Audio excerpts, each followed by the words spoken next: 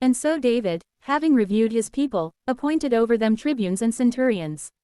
And he placed a third part of the people under the hand of Joab, and a third part under the hand of Abishai, the son of Zeruiah, the brother of Joab, and a third part under the hand of Ittai, who was from Gath. And the king said to the people, I, too, will go forth with you. And the people responded, You shall not go out. For if we flee, there will not be great concern in them for us. Or if 1/2 part of us will fall, they will not care much. For you are considered as 1 for 10,000. Therefore, it is better that you should be in the city to strengthen us. And the king said to them, I will do whatever seems good to you. Therefore, the king stood beside the gate. And the people went out by their troops, by hundreds and by thousands. And the king ordered Joab and Abishai and Ittai, saying, Preserve for me the boy Absalom. And all the people heard the king commanding all the leaders on behalf of Absalom. And so, the people departed into the field against Israel. And the battle took place in the forest of Ephraim. And the people of Israel were cut down in that place by the army of David. And a great slaughter occurred on that day, 20,000 men. Now the battle in that place was dispersed over the face of all the land. And there were many more of the people whom the forest had consumed, than the sword had devoured, on that day. Then it happened that Absalom, riding on a mule, met the servants of David. And when the mule had entered under a thick and large oak tree, his head became trapped in the oak. And while he was suspended between heaven and earth, the mule on which he had been sitting continued on. Then a certain one saw this and reported it to Joab, saying, I saw Absalom hanging from an oak. And Joab said to the man who had reported it to him, If you saw him, why did you not stab him to the ground, and I would have given you 10 shekels of silver and a belt? And he said to Joab, Even if you weighed out to my hands 1,000 silver coins, I would never lay my hands on the son of the king. For in our hearing the king ordered you and Abishai and Ittai, saying, Keep for me the boy Absalom. Then too, if I had acted with such audacity, against my own life, this would never have been able to be hidden from the king. And would you then have stood by my side? And Joab said, It will not be as you wish. Instead, I will be assailing him in your sight. Then he took 3 lances in his hand, and he fixed them in the heart of Absalom. And while he was still clinging to life upon the oak, 10 young men, armor-bearers of Joab, ran up, and striking him, they killed him.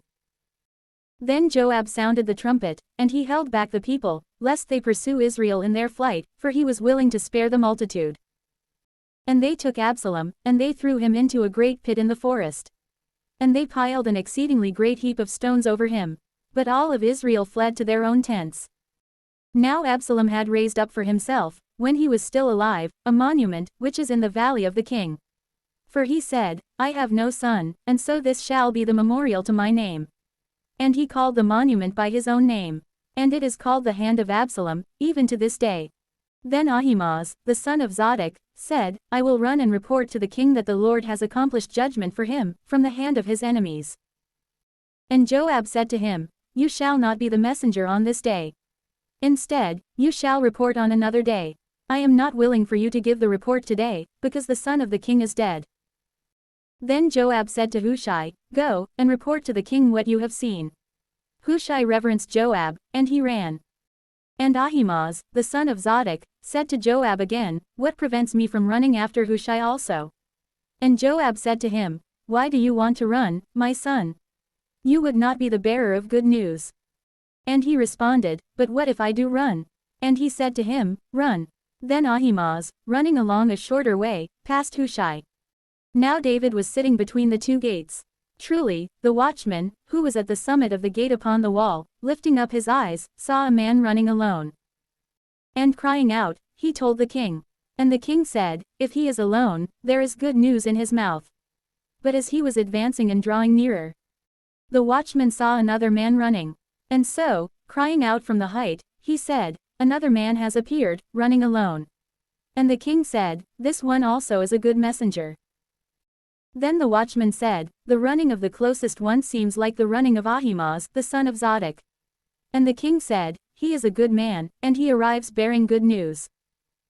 Then, Ahimaaz, crying out, said to the king, Be well, O king. And reverencing the king prone on the ground before him, he said, Blessed be the Lord your God, who has enclosed the men who had lifted up their hands against my lord the king. And the king said, Is there peace for the boy Absalom? And Ahimaaz said, I saw a great tumult, O king, when your servant Joab sent me, your servant. I know nothing else. And the king said to him, Pass, and stand here. And when he had passed and stood still, Hushai appeared, and approaching, he said, I bear good news, my lord the king. For today the Lord has judged for you, from the hand of all who had risen up against you. But the king said to Hushai, Is there peace for the boy Absalom? And responding, Hushai said to him, May the enemies of my lord the king, and all who rise against him for evil, be as the boy is. And so the king, being greatly saddened, ascended to the upper room of the gate, and he wept. And as he went, he was speaking in this manner, My son Absalom. Absalom my son, who can grant to me that I may die on your behalf? Absalom, my son, Absalom,